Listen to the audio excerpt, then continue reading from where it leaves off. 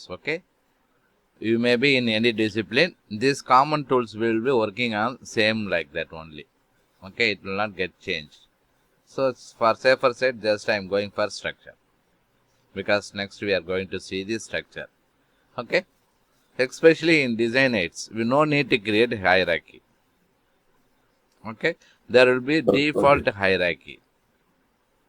See here in grid world reference grid, whatever grids you are creating, that grids will be stored under this location only.